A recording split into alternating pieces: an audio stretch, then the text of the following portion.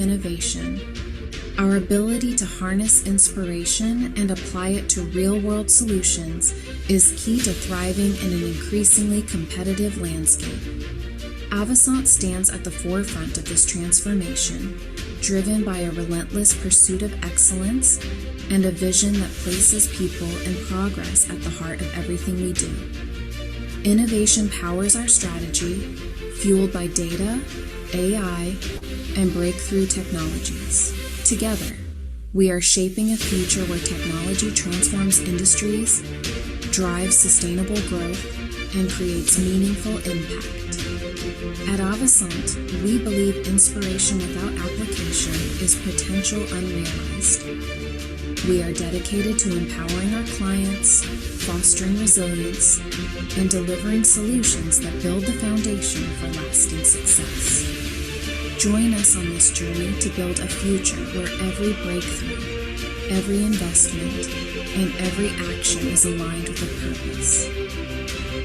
A future guided by inspiration and innovation.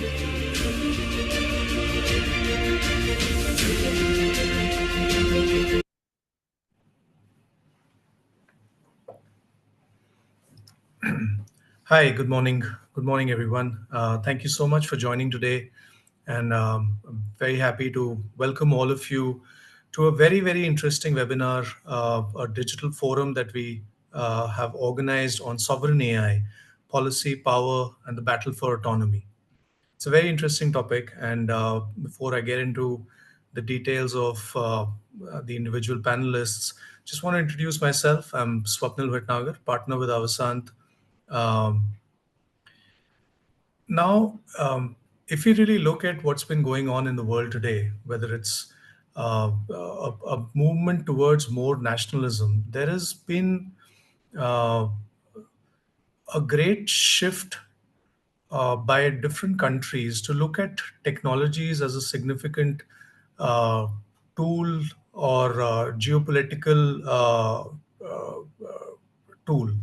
So for that, I think one of the major things that has emerged in the recent past is how technology needs to be more sovereign specific. Now we've seen that in things like cloud, where you have many examples of uh, very country specific clouds coming into the picture. But what is also happening now over the last couple of years is that artificial intelligence, AI, has increasingly emerged as the next big frontier when it comes to technologies.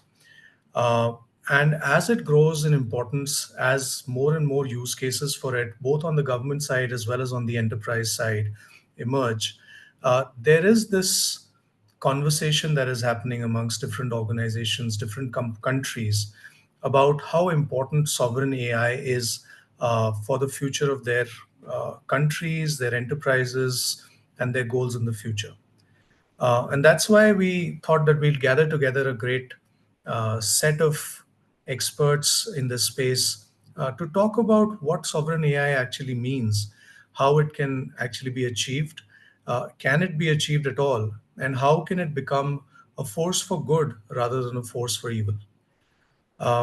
First of all, what exactly is sovereign AI, right? Uh, this is not just creating a model which is working, which is running on an algorithm that's only working or running in a particular country on data that is there in that particular country, right? That's only a small piece of this. Samantha, if you can move to the next slide, please. This is actually a much, much more comprehensive view, right? So sovereign AI will, or AI will only be sovereign if all of these six elements are kind of addressed or kept within the boundaries, within uh, the laws of a particular country, right? Now, first, of course, is the foundational models. There's been a lot of conversation about LLM models, all of those. At this point of time, I think it will be difficult to say if there is a uniquely sovereign foundational model at this point. Maybe, and if an AI has to be truly sovereign, then the model has to be, or the algorithm also has to be within that particular geography. In many cases in the last few years, whenever new technology has come in, mostly it's been more software centric. But in this case, the chips, the GPUs, the hardware that goes into the picture is actually much more important than it has been in any of the other previous technology waves in the recent past. Uh, we all know what has happened with NVIDIA. We all know the kind of heights that it has gone to, and then the kind of controls that have been established on NVIDIA. That I think is a big component of any country looking to make AI sovereign for themselves. The third aspect is really the heart of everything AI, right? As we all know, AI is built upon basically uh, comprehensive training data. Uh, and this data has nuances, context to each country. Hence, national data libraries, foundries where uh, secure data can be accessed within a particular country is another element or a key pillar of sovereign AI. Fourth, of course, continues to be cloud and compute infrastructure. If you have to send data from outside your country, your domicile, for you know manipulation analysis, then that is just certainly not a sovereign AI infrastructure that we have. So these four, I think, are still very clear. These are elements of AI, but the remaining two, I think, number five and six, are also very critical. These are not technical, but if you look at it, responsible AI and ethics, the different contexts, what responsible AI means in a particular country, in a particular culture, in a particular religious connotation, that's very different in each country, and hence is an important part of what makes AI sovereign. The last thing, while we've been talking about AI quite a bit, at the end of the day, talent people will still play a big role in how this technology is implemented, grown, expanded in the future. And hence, talent and the retention of the intellectual property around AI needs to stay within the country. We've seen, if not outright examples, but at least threats of limiting talent or the mobility of talent related to AI because it's a technology of strategic importance. I think in the future, some of these rules, laws will have to be controlled and identified. So this is just sort of setting the context of what sovereign AI is, what are the different components of this. And now I think it is my great pleasure to introduce this wonderful panel that I have today to talk a little bit more intelligently and smartly than I have been able to give a initial output. Samantha, maybe you can move to the next slide, please. Yeah. So this is the distinguished panel that we have today for the digital forum. Chandrika, do you want to take a minute to introduce yourself, please? Thanks, Swapnil. So, hi everyone. My name is Chandrika Dutt. I'm director with Avasant. I lead all research in AI, automation, data, and emerging tech like quantum. Been with Avasant for a good 6 years, so many of you would know me. Yeah, over to you, Bharat. Bharat, yeah. Bharat, you're on mute. Hello, everyone. Good morning, good evening, wherever you are. Bharat Amin, I'm a retired executive VP and CIO from Huntington Ingalls Industries. I've had 24 years of experience in defense industry. Last 8 were in HII, before that was BAE Systems, and 20 plus years in consumer goods industry. I'm on a board of 4 corporations. The one that I really serve well, I feel like I serve well, is Aerospace Corporation these days. And this question about sovereign AI is a big deal. A lot of stuff is going on, and looking forward to the conversation and discussion. Over to you, Jim. Yeah. Go ahead, Jim. Thank you, Brad, and welcome everyone. I'm Jim Rinaldi. I'm just a distinguished fellow with Avasant and co-chair of the executive committee with my colleague Bharat here.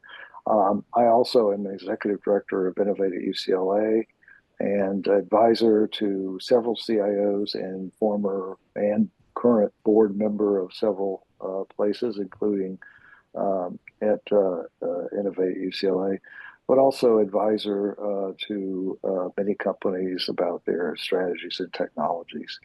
This topic, as Rod indicated, is a very interesting topic, but is one of many coming because this is another application of AI that has huge implications. And so I'm glad to be on this panel, and I look forward to giving my insights.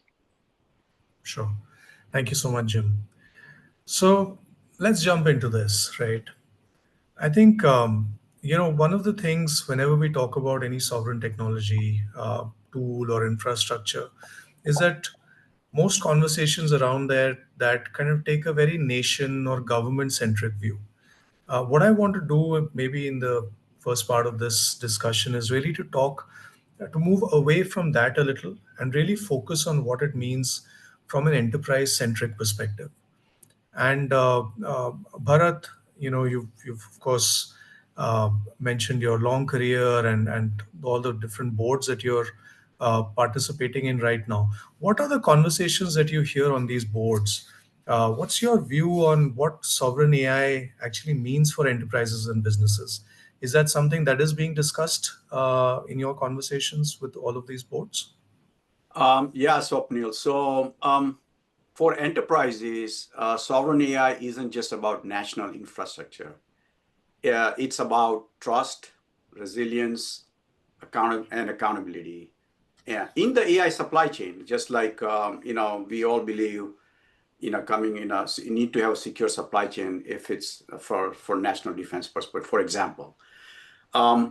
So enterprise face sovereignty concerns around data residency. That's how I see, and that conversation comes up quite a bit. Is the data resident in the geography or in the company, or does it go out of the country? Compliance is a big deal, especially in defense, ITAR, all kinds of things. So got to make sure though that we are complying with all the laws and things. IP, it becomes a big deal. And this all goes around educating the enterprise users and the management and everybody about IP, how important that is, so that we want to make sure that IP is protected. My perspective, boards are asking, where is our data going, right? That's the conversation that comes up. Who trained the models? That's another conversation comes up. Is the models are trained by internally or somewhere else? Can we defend the outcomes? Because that's also very important. AI is going to give you kind of suggestions, recommendations. Can we defend our outcomes? In aerospace and defense, we learned you cannot outsource sovereignty of crown jewels, right? Sovereign AI for businesses is ensuring the data control, compliance, cyber resilience, and ethical use while leveraging global innovation. That's my view. If I could add to that, Swapnil, Sure. because I completely agree, but I'll add a couple of nuances to it. Is that since the advent of Gen AI, it has brought this to much more of attention of CEOs and boards and stockholders, quite frankly. And it's gotten to the point where two things I hear consistently from people and from industry is we want to have a AI strategy, and what does that mean to have one? And we want you to find efficiencies in the company with AI and with the emerging technologies, and we want to find application to our end product or service of the company to be improved, to be better using these technologies. Now, those things typically result in IT or information technology being more involved in the business, but also drives change that is not always prepared for. And so but these are the things I hear, and people are very interested in doing it. There's a lot of information about it, but there's not always a strategy to do it. So so I think in my final comment to others who are in this space is listen to what the CEOs are asking for. No, absolutely. I think that's a very interesting point, Jim. Um, when you look at AI as a whole, right? I mean, the promise of AI kind of started with um, significant improvement in productivity, significant net new opportunities, net new services that can be delivered or created by enterprises. Uh, and at least in the early days of AI, it's just 2.5 years old, but it still seems like a early stage. At that point of time, there were no specific controls related to sovereignty, for example, on the AI. Enterprises were free to look at whatever models are available, whatever data sets can be used for training purposes, whatever kind of output that is coming out. There was a lot of, it was not wild west, but at least there was a lot of freedom amongst the providers, amongst the enterprises. Now, if we look at it now, I think AI is emerging as a critical technology for most governments, nations, enterprises as well. And so there is a little bit more scrutiny on all the things that Bharat mentioned at the beginning, right? So my question to you is, at this early stage of the evolution of this technology, relatively early stage, do you think talk about or thinking about sovereignty is actually going to prevent enterprises from finding the best resources, finding the best algorithms, finding the best use cases to apply AI on? And will conversations about AI sovereignty actually slow down the development and adoption of AI? No, I actually don't think that'll happen. I think it's going to drive more innovation. I think the struggle is we tend to think that it was easy 2.5 years ago or 3 years ago. And by the way, AI goes back a lot further than that when we were doing machine No, I language mean, and things. of course. But the Gen AI certainly made this much more popular, but it brought a perspective about data that those of us who have been CIOs and things like that, we're really struggling in a lot of cases to get people to understand the value of their data. Now, it turns out silos understand the value of their data. Silos also relate to sovereignty.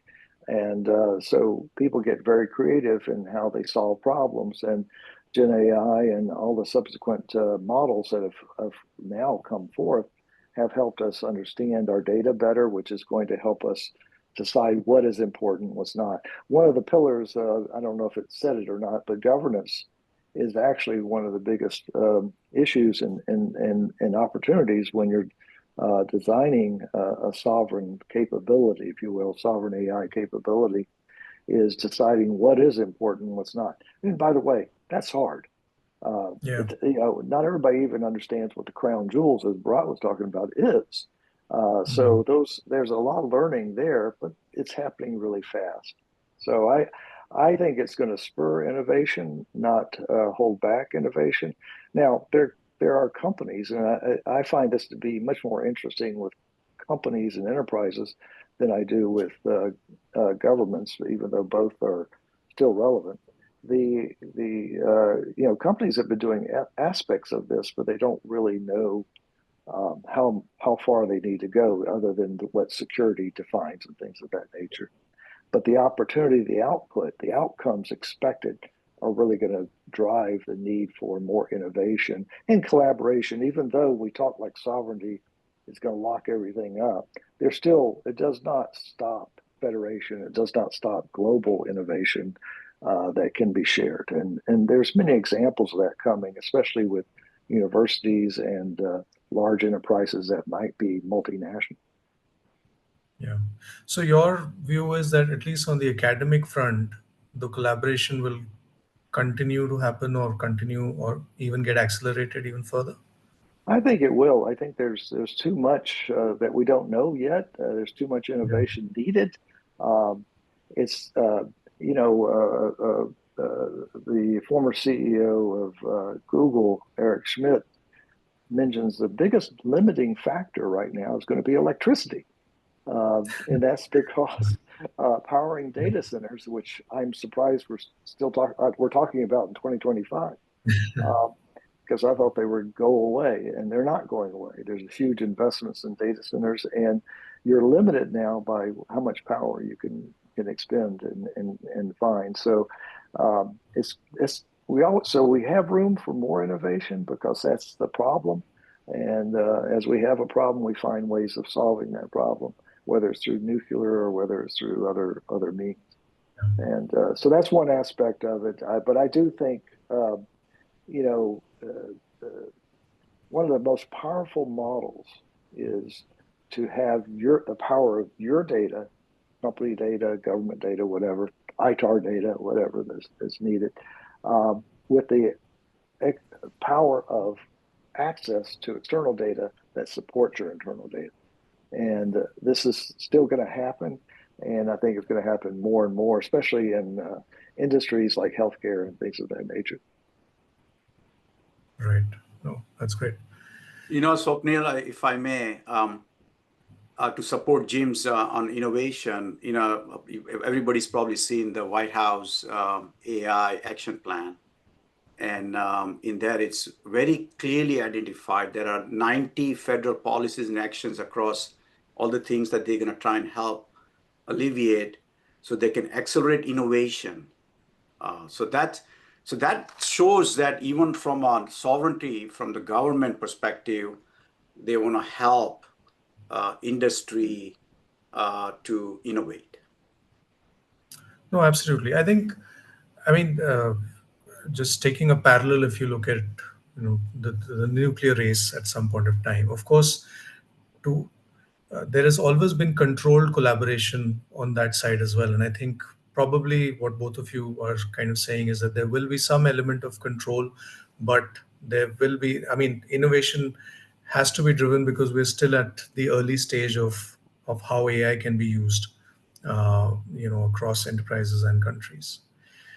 Now, Chandrika, coming to you, I think now you've been, of course, been tracking all the aspects of AI for a while. And I know, Jim, AI is 50 years old from machine learning, but I was just talking more about the last 2, 3 years when it just came to the center stage that much.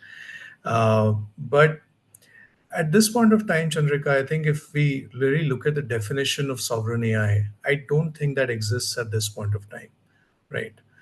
Um, but now that, you know, in some aspects, it's also being looked at as an issue related to national security as well.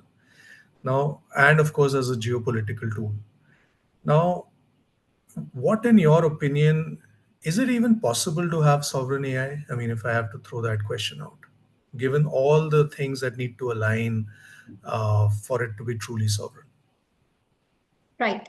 So basically, the concept of sovereign AI, it's fairly new. In fact, much of this momentum, it came after China launched DeepSeek, which was at a fraction of what Western LLM giants, typically spend.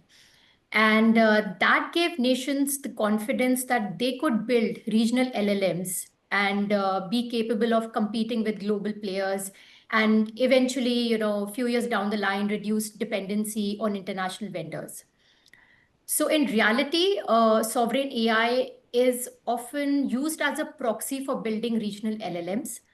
But in true sense, if you see, it means owning the entire AI value chain from chips, infrastructure, models, applications, everything that you mentioned earlier. And I think that's where the challenge also lies because every nation has their strengths in, bits and pieces across this entire chain, but very few really have capabilities, to scale them. Now, adding to this complexity is the fair trade global economy, uh, which means that even if any nation owns the entire full stack, ensuring that their citizens only use those domestic systems and capabilities, this is yet another challenge. To give you an example, take India, for instance. We have many regional LLMs like Bharat GPT and so on, but still enterprises and individuals here still rely heavily on the GPTs and the Geminis of the world. I mean, India is the second biggest market for OpenAI. So that's why at Avasant, what we see the future is not really absolute sovereignty, but more of a layered sovereignty. Nations will selectively build or try to control layers of this entire AI stack based on their, you know, regional priorities, their existing capabilities, and also given the geopolitical constraints. Now, if you see Europe, it still depends on foreign chips and the infrastructure, but it is asserting sovereignty through regulation. It is trying to shape global standards on safety, ethics, and so on through its AI Act. Similarly, the Gulf countries, the Saudi, UAE, they are also pursuing sovereignty in a different way. It is primarily through partnerships, strategic investments with the US and also the Europe to some extent. They're not purely building domestic capabilities. So just to summarize, what I said, sovereignty won't mean total independence. It will mean carefully choosing which layers of the AI stack the nation wants to control, where they want to partner, and typically, how they will influence the global ecosystem. Swapnil, there's one more aspect too that Chandrika kind of related to me is that there's the cultural aspects, and I know you talked about it at the very beginning. I think that's the win. I think nations, for example, that can conserve or protect their cultural aspects, their uniqueness. I think this is where LLM models that will work with that will have a big play into sovereignty. Now, I don't think where the CPUs reside and where the chips come from completely defines sovereignty. I understand it, and I can see why we are concerned about that or why that could be a concern. I think what you do with the chips, what you do with this GPUs is more the priority than who actually created them, to be honest with you. So if you think about that, then you think, well, who's going to benefit from this, which we haven't talked about. It's not the nations themselves, it's the citizens or in the enterprise, the workforce that benefits from having access to and being able to work in the culture of either the country, company, whatever the entity is. I think will be the biggest win quite frankly, out of sovereign AI. Yeah, so if I may just say, the three words come to me as Jim articulated. AI sovereignty is not about data centers and chips. It's about skills, governance, and trust. And if we can manage those, there is abundance of, for everybody, citizens, communities, you name it. When we use the word sovereign, it thinks about, we always think about government or larger nation, and there are reasons for it. In national security, Jim and I probably know how that is treated. But it comes down to three words: skills, governance, and trust. Yeah, no, absolutely. But I think as this becomes more of a heated battle for technological supremacy, primarily if I can say between Washington and Beijing, I mean there could be some bans on the export of most advanced chips to China, for the models, vice versa. So I think in that scenario, every country wants some independence and to avoid falling into this geopolitical tension. Yeah. But I think something that I took away from Jim, which is actually quite, changes the mindset quite a bit. Sovereignty. I mean, even in this conversation, we've been looking at it more like a restrictive kind of thing, right? But the way Jim you mentioned, if an LLM is actually attuned to a particular country, its cultural context, then an enterprise will organically lean towards using that without any issue, without any regulatory pressure, right? Because it just gives better output. It just gives a better way of working in that particular geography, great, in that region. So I think the what I take away from this part of the conversation is that this is not just a regulatory top-down kind of thing. It's also the Yeah. fact that AI will become more effective if it is sovereign in a particular country, at least for some use cases. Yeah. Yeah, I think so. I think, and that's really the maturity that has to happen. Building barriers from others accessing your data, it's going to happen anyway because you want to protect your data. You want to have integrity, as Bharata mentioned. Um, but at the same time, I will relate to you that I had a conversation about a week or two ago with an executive from one of the hyperscalers, and they are actively creating sovereign capabilities, AI capabilities in the cloud. So, that says a lot to me about who owns the chips and stuff like that. May not end up being the most important thing. It may be important. Yes, Chandrika, there are nations that do compete, and we know who they are. But at the same time, innovation will keep stretching that competition, quite frankly. But anyway, so it's happening. The hyperscalers are looking at this. They're selling this, and they see the benefit, obviously, financially, to being in that space. Yeah, absolutely. So I just got a bunch of questions on the chat. I'm just looking at, I think, let me pull up one which is quite interesting. Um, Jim, is the rationale for sovereign AI really around citizen rights or national security, or is it just a battle for AI dominance, like, the race to No, the moon? I think. Well, it depends. It depends on what type of government you have. I'm hopeful that it would be for improving citizen, access, and some of us who live in the states, we deal with, things don't always click right, and they're different from state to state. And you'd like to see some consistency or awareness wherever you travel to or wherever you live. And so, as it improves, so I have thoughts in my mind. I know how we can eliminate a lot of the bureaucracy we have, but we're not quite there yet. But you could start planning for that if just by understanding your data and how to use that data, and that gets to what's sovereign and what's not. So I actually think this is we're at the tip of this versus the end of it, and more innovation will come and more capabilities for the citizens. Now, if you're not so free, maybe, or maybe you have dictator. I mean, I don't know.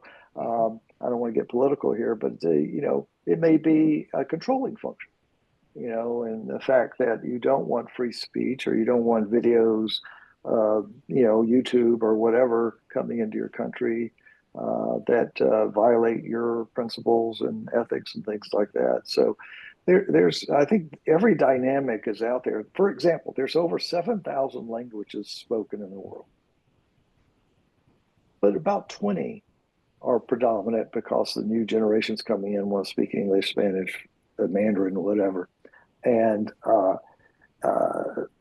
what happens to the other thousands of languages? Do they just go away, or do they become part of the heritage of a country and of a group of people? So there's a lot to go before people decide that something goes away. And it's going to be interesting to see how that plays out. Final thing, because I know I'm taking a long time to answer this, there is the opportunity when you create these kind of capabilities, whether it's country or whether it's enterprise, to do things better and to provide commerce for each country to maybe play and have their uniqueness where the commerce of one country can benefit the other. And so this is where I think the innovation will come in, and think the capabilities of sovereign AI will evolve to be more than just sovereign and be global is not a great word right now, but the world does not exist with this sovereign. Bad things tend to happen, history has taught us, when we start being too nationalistic and things like that. But we'll see how it comes out. I think AI will certainly play a role. That's true. So, Bharat, just maybe coming to you, right? And right at the beginning, when we were talking about the pillars of sovereign AI, I think one of those big pillars is, of course, the talent. Now, the AI skills and the rate at which that they're changing, evolving, um, these skills are very specialized at this point of time, and they're not uniformly distributed at currently amongst different nations. Now, if you're on the board of these global enterprises, Bharat, what's the conversation around AI related talent? And as we can look, as we think about it, I think there are two kind of goals for using AI by enterprises. One, of course, is uh, to rapidly adopt AI so that there are better services, products, offerings, productivity, all of that. And then you also have to balance against maintaining sovereignty of AI, because whatever said and done, and Jim, you mentioned in some cases it can be a forcing function. I think to a certain degree it is at this point of time, it's not completely free. So how are boards thinking about balancing these two goals of AI, Bharat? Yeah. So, the way I see it, sovereign AI is not just a technology challenge, right? It is Yeah, a talent strategy challenge, yeah, and boards must lead that shift. So that's what I've been seeing actually in my interaction. We all know that AI talent is scarce, unevenly distributed, right? So board must mandate, and I'm going to just say, these are the kind of things that come up is build, borrow, and partner. So build is reskilling teams. There are things that can be done internally, unlearn, relearn kind of thing, right? That's called reskilling. Borrow, again, Chandrika and Jim also mentioned academia, startups, but under guardrails. Make sure that that aspects are pulled in, and then partnering with industry collaborations where the companies can partner. So from example from a defense side, we embedded cyber training into every engineer's role. AI requires the same in a way, right? So the boards must treat AI skills as a national security asset. Again, if I'm coming from the industry of aerospace and defense side of the house, then it needs to be treated as a national security asset. It should be measured, tracked, protected, and grown. That's how I see it. And then I'm seeing that actions are happening in terms of the build side is happening. It initially was borrow and partner, but build is happening quite a bit now. Now, I also hear, because US, I'm going to say, generally is on the top of this current game right now. So there's a lot of talent coming from outside to learn, educate, blah, blah, blah. So there are some aspects you need to, go on and understand what that means. But I see that, those three areas is where how talent should be addressed. yeah. Do you want to talk a bit more about the guardrails part of it in the borrow? So, do you see them organically emerging, those guardrails by the academia themselves, or being enforced? I mean, what's your take on those guardrails? How do you So think they will yeah, evolve? I mean, if you read through, I went through the whole report on White House, the AI action plan, right? And the first one that was a key pillar was exporting American AI, right? So Commerce and State Department will partner with industry to deliver secure full stack AI export packages. So just like defense world, there are allies and you how you do those kind of things. So my view is that those kind of things probably will come in the play in terms of even including hardware models, software application standards, kind of things like that. Those are the kind of guardrails. The other guardrails is the productivity versus harming, right? Yeah, So Yeah, you want to make use of all these things. That's more productive, improving humanity and whatnot. But we also want to make sure that it's safer and it's managed properly. So that's the kind of guardrails that I'm thinking about. The big one is IP, right?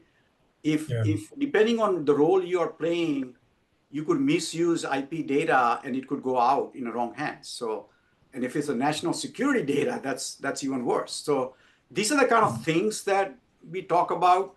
And that's why I think Jim mentioned earlier that governance, though it is very hard, it is the first step that every industry or company must have is put a proper governance, guardrails, education, awareness before you go out. I mean, I'm seeing a lot of projects and POCs are going, but without governance, I think it would be harmful. I think, if I could just jump in real quick, because the workforce, Brought mentioned the new skills and things of that nature. The workforce is changing. And people like me, Brought, whatever, we're retiring. And so the enabled workforce coming in has different expectations. AI plays a huge role in that. For example, programmers, look, they're going to go away for the most part. There's going to be master programmers who will, orchestrate and maybe architect. But the mundane tasks will go away pretty quickly, and the newer, things coming out, whether it's robotics, whether it's other services that come out of this, are going to be quite dramatic and huge impact on the workforce over time. I never like to say that it's going to happen tomorrow because it never does, but it'll be over time, and we've seen it before. Yeah, absolutely. I think another interesting question here, maybe I'll just extend to that. I think what we're all saying is that governance is going to be a pretty key feature in the sovereign AI space, the kind of the guidelines that we create and all of that. This may be slightly self-serving, but the question that's come is, how do you think consulting companies are preparing to play in this space? And of course, I'd love to hear your thoughts on that. I'm happy to comment, but and Chandrika, you should go. Yeah, but let me just add before Bharat does that, is that consulting is going to be impacted, and it's going to be needed because it has the skills to help build the architecture and define the architecture and the strategy. So I'll leave it at that. Chandrika, am I right? Yeah, I think it's pretty straightforward for service providers or consulting firms. I think they play a very critical role in bridging the gap between the national ambitions of sovereign AI, and they can relate it to the enterprise realities. So based on our ongoing conversations with providers, we see them building a more of a modular architecture that would separate the compute, data, application layers. And this is done so that the entire infrastructure doesn't need to be replicated every time there is a shift in a regulation. Then they are also helping enterprises build platforms that aren't locked into one single vendor or a particular geography. So the idea is to plug into different ecosystems depending on the cost, the performance, the regulatory need. This is a way to ensure that clients are not really trapped by sudden policy shifts or platform vendor dependencies. So at Avasant, when we advise global enterprises, we emphasize on building AI roadmaps that are resilient across jurisdictions so that innovation, compliance, ethical responsibility, it can all go hand in hand. It's not about choosing one vendor or one particular model. It's more about orchestrating an ecosystem and the very ability to pivot while you're still pursuing your AI transformation goals. Right. Okay. I think is there a risk not to pursue a sovereign AI strategy? And this is for anyone on the panel, really.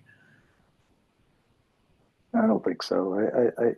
I think there's elements of sovereign AI in how you operate anyway, particular whether it's a government or whether it's a enterprise. I think there's elements of it already in protecting your data and things like that. I think, again, what outcomes are you looking for dictate the necessity. And if you need to have your own chips, if you need to control everything about it, then you certainly need to head that way with sovereign AI. How you do that is going to come in many forms. But if you don't need to do that, I think the collaborative approach and the marketplace will dictate a lot of your strategy and where you go with it. You still have to protect your data. That doesn't go away. But you may have different LLMs, again, as we talked about earlier, that become more important to you. Yeah, I definitely believe, if you have to see what lens you're looking at from, right? So I've given you a lot of things from the board strategic perspective. But if I put my national security hat, then you will say, yes, it is very important to have some aspects of sovereign AI. And we know that sovereignty is fragile without secure supply chain. Jim and I, we've all been using being in a defense company, there's a secure supply chain was a very critical. So when you think about, what comes to mind to me is that, I'll just use an example, like in shipbuilding, right, which is what my last job was. Sovereignty protects vessels, but then you need collaboration. Collaboration protects seas, right? So you need to take it in those steps because you do want to say, yes, defense products requires national security, blah, blah, blah. So sovereignty is an important thing. But when you take it to a global level, then it's just like no different than nuclear power, right? When nuclear energy came out, it was a big thing. And with alliances and all that, it's very safe right now. So I would say that's the kind of thing AI is going to have to take a step in that direction of nuclear energy, whatever you want to call it from perspective. Sure. Yeah. So I think while that was going on, a very interesting question came in. So, how will AI change the balance between governments and the big tech companies? What are your thoughts? Well, you might find governments investing in big tech companies, as a recent example has happened. I think, it becomes what is the most self-serving and most strategic way to ensure that sovereignty that we're talking about. And so there may be alliances that are a little different. Yeah, we already have ITAR and international traffic in arms regulations. And those things, as restrictive as they are, do protect critical infrastructure and critical technology. So, we could see that expanded. We could see it hopefully be modernized because it's not always the most current things in the world. So I see it. I see it growing in the current trend. What I'm worried about is, does that impact the innovation of those tech companies going forward? And there's a little bit of risk there, certainly. Yeah, so my view is that I do see, Sapnil, that it's a real power struggle, the government versus big tech, right? I mean, we are seeing that. The big tech holds deep influence over AI. We know that, right? I mean, they are the ones who's got infrastructure, models, blah, blah, blah. But the question isn't just nation state sovereignty, but corporate sovereignty, right? So governance models for the big tech companies, what is the governance model similar to, board oversight? That's what board does. It's an oversight model in terms of how do we manage whatever those technologies or those things are, and need to ensure that AI serves society, not just shareholders. Think about that, right? Because big tech shareholders versus we want to make sure that AI serves societies, humanity, and all that. So yes, there is a power struggle, and that is why interesting to read the White House AI action plan. You'll see that a lot of openness, open models, all kinds of things, but then some guardrails to ensure that there is some control around it. That's how I see it. Yeah. But I think, I mean, by definition, if you take global enterprises or the big tech companies, I think first of all, sovereignty is a challenge for them because they are truly global, multiple countries. Collaboration between employees within an organization, now that's fundamental to growth of the enterprise. So there are some natural pushes or pulls that enterprises or global big tech companies will always have to move away from sovereignty, to move away from control, and how that balance can be achieved. I think that's where the nub of the matter will be. Well, I Um, think, Swapnil, I really think quantum is going to be an example of highly competitive and highly structured relationship between government and tech. I know Chandrika and I both look into the quantum world quite a bit, and that's even though we don't see a lot of output right now, the investment is huge, and the implications are extremely large once yeah. it becomes more mainstream.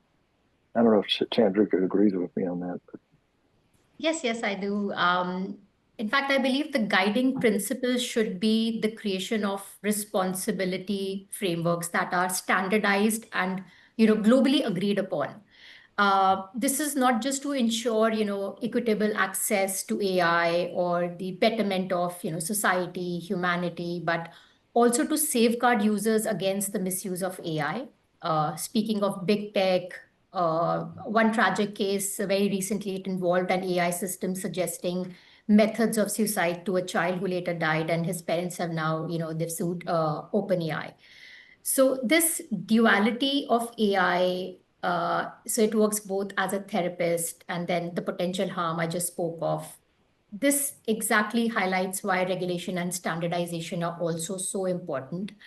Um, we do see responsible AI efforts in pockets by individuals, by enterprises at national level, and also by big tech. But what's missing is a collective global effort. But I do see that change is coming. I think just 2 days ago, United Nations, they established two new institutions to actually promote international cooperation on AI.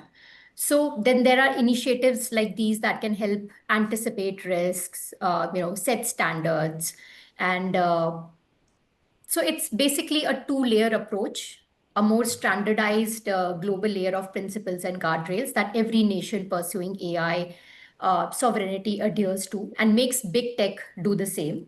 And then there is a regional nuance where countries they adapt based on local needs, the cultural nuances that Jim was, talking about. Take for instance Denmark. They allow citizens to copyright their facial features, voice, just to address the threat of deepfakes. Yeah.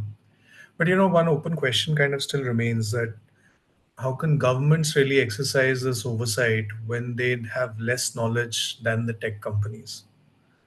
So I don't know how that will be solved. They have funding, and funding is what Yeah, these tech funding. companies need. So it's gonna, that's part of it. Funding aspects may change too with cryptocurrencies, and where that Yeah, goes, that makes it a little bit easier across national boundaries. Potentially, it also could be threatening to others. So I don't. If you take Apple, for example, or you take Microsoft and all those companies that work international, multinational aspects of it, they're going to be very attuned to what other countries are asking for, whether it's the EU and a set of nations, or in the Southeast Asia area of the world as well. So I think keep in mind as much as Bharat mentioned about boards, they do care about their shareholders too, and so that will funding drives a lot of innovation and a lot of jobs being held. right. Boards are And I feel elected that, through shareholders, so I get it. yeah. And I think every nation has an idea of, what's going on. At this point of time, I think every nation has AI mission going on. India has one, US has one, and so on, and it is a group of people, academicians, you have tech startups, you have people from the industry looking into the applications of AI, what serves the country and what doesn't, what should be allowed, where should the data reside. So all those principles and frameworks are being established by, all these regions as part of their shared mission. So I think they're intelligent enough to figure out, what really works for them. Absolutely. Right. So I think, we're kind of 6 minutes out from the session. I thought we close these digital forums with a quick fire lightning round, which is, um, you know, if everyone can go around the table, maybe, and kind of summarize your thoughts on this, on the discussion we've had, on what you think is the future of sovereign AI. We can just kind of go around the table and close with that. Okay. Um, I'm happy sure. to start if you like. I promise I'll leave time for the others. Um, I think first of all, I'm very excited about this. I'm excited about all aspects. Sovereign AI is an application in my mind, or an applied approach that solves a different set of problems. And we're at the beginning of solving a huge set of problems. This is the first time where data actually is being valued more than some other currencies, as well as oil, if you want to say, or commodities. And I think that's the opportunity. Is one expert, I won't mention his name, at a session I attended, mentioned that companies still don't really know the data they have and the value of that data. So you don't always want to lead with that topic in board meetings because they get bored with that, quite frankly. But you do want to understand the value of data, and you get the most out of it. And AI offers that promise, and I'm very excited about what the future looks like. There's going to be a lot of learning, a lot of mistakes, and but I can't think of a time when emerging technology didn't have that. So my closing on this is, I see ultimately AI sovereignty is not about who owns the biggest model. It's about who can secure it, govern it responsibly, and earn the trust of citizens. That's how I see it. If we get this thing right, AI will become a tool of resilience and cooperation, not fragmentation. If we fail, sovereignty will become an illusion. That's how I see it. That's why I believe the future of AI sovereignty won't be won by control alone, but by trust, Yeah, resilience, and responsible innovation. absolutely. Right. That's great. So I think Yeah. there are two concepts. First of all, there's no such thing as complete sovereignty. There are two ways to go about it. One is a nation trying to build everything internally, which is, technically not feasible and possible as well. Controlling the data sets, the GPU clusters, models, applications, and everything. Another smart way of going about it is the Stargate model, the way OpenAI had set this up for UAE, right? So you do not control the base layers, but you can fine tune it to your needs, to your cultural nuances. You can train the data sets further on top of that. So I think that makes more logical sense for maybe geographies like in Africa or I don't know, Kazakhstan, where there is no concept of sovereign AI, or there are no AI missions. Governments also not looking into it. Yeah. Okay. No, that's great. I think, thank you, everyone. I think this was very helpful. I think some great discussions. I think sometimes went beyond the scope of sovereign AI to larger issues at hand. But I think great insights from all the panelists on this, and thank you so much. I think I'm also very excited about how AI is going to look in the future. What are the guiding principles that will emerge? How will responsible AI become fundamental in this? And I do truly believe, and I hope that AI will become uh, a factor of good for all of humanity. And if we can get some of these things right, I'm sure this will be the next revolution for humanity as a whole. So thank you so much, Jim, Bharat, Chandrika. Great discussion. Thank you so much for your time and insights. Uh, and thank you everyone for joining in today. And I hope you found the discussion helpful. Please do share any other questions. I know I wasn't able to take all the questions that were raised, but we'll try to answer those. And if you have any others, please do feel free to send them over to us. Thank you, and have a great day ahead. Thank you. Bye.